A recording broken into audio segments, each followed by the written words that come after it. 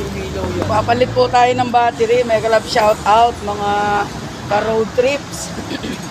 Yung battery po na Motolite na ginagamit namin, kung di kami nagkakamalim, nasa mahigit 4 years na po. Kaya ngayon, magpapalit po tayo ng battery. Sama natin si Kuya Ding. Yan. Andito kami sa Mindanao Ab. Dito kasi kami nagpapatesting ng ano.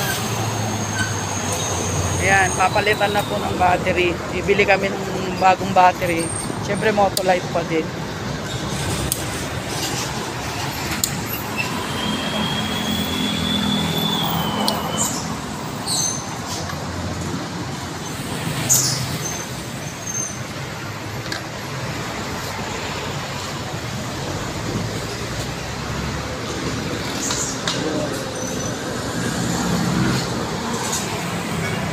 Tingnan mo, papalit na po.